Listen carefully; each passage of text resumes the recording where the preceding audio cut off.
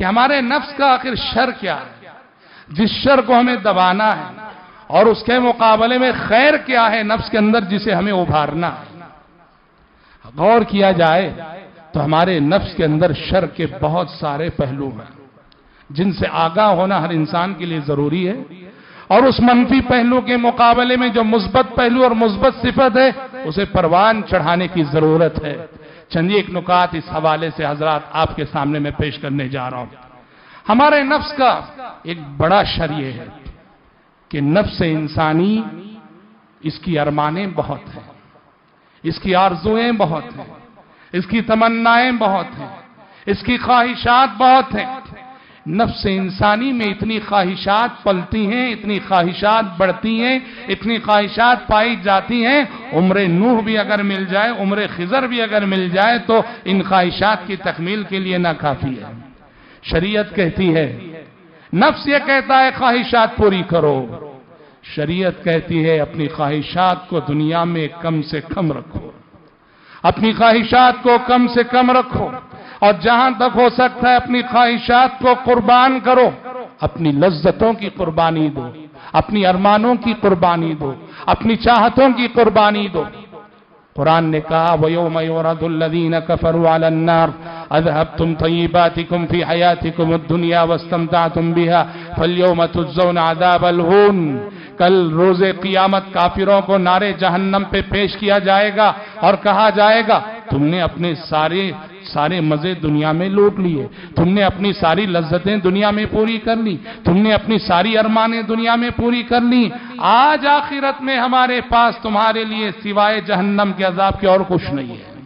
یہ آیت بتاتی ہے کہ نفس جہاں ارمانوں کی تکمیل چاہتا ہے تو مومنانہ کردار یہ ہے، شریعت یہ کہتی ہے کہ نفس کو کچلا کرو اور جہاں تک ہو سکتا ہے اپنے نفسانی خواہشات کو کم سے کم کرو۔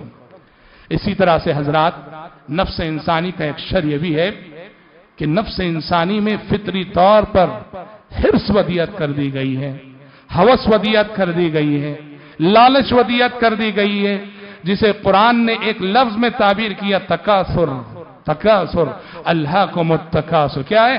زیادہ سے زیادہ چاہیے، مال زیادہ سے زیادہ چاہیے، عزت زیادہ سے زیادہ چاہیے، شہرت زیادہ سے زیادہ چاہیے، کاروبار زیادہ سے زیادہ چاہیے، بنگلے زیادہ سے زیادہ چاہیے، گاڑیاں زیادہ سے زیادہ چاہیے۔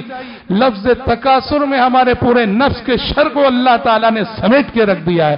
پیارے نبی نے اسی مفہوم کو ان الفاظ میں ادا کیا، لو کان لابن آدم وادیان من ذهب لابتغى ثالثا، لو كان لابن آدم واديان من ذهب لابتغى ثالثا ولا يملأ جوف ابن آدم إلا التراب۔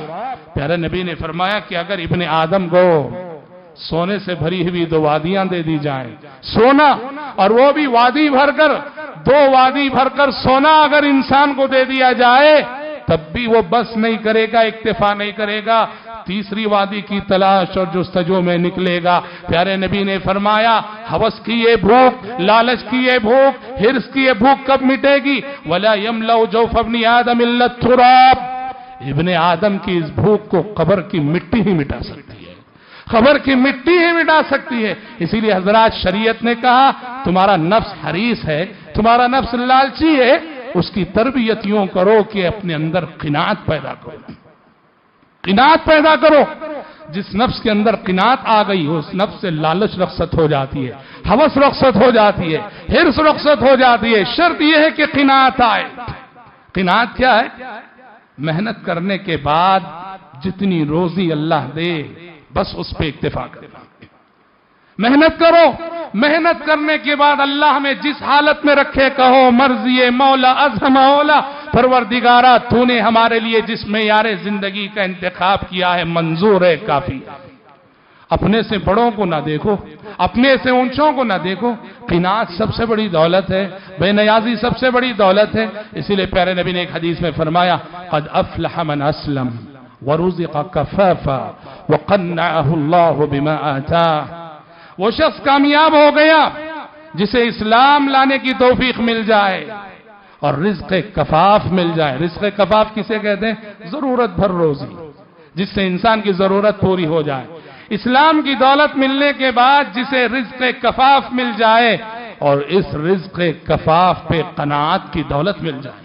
وَقَنَّعَهُ اللَّهُ بِمَا آتَاهُ.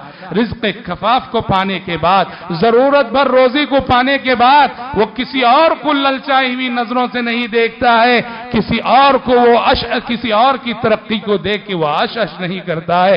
پیارے نبی نے کہا کامیاب ہو گیا ایسا شخص. تو حرص و ہوس کے مقابلے میں قناعت، یہ جس دل میں آئے گی وہ نفس کچلا جائے گا، وہ نفس رگڑا جائے گا، اور اس نفس کا شر مرے گا، کم سے کم ہوگا.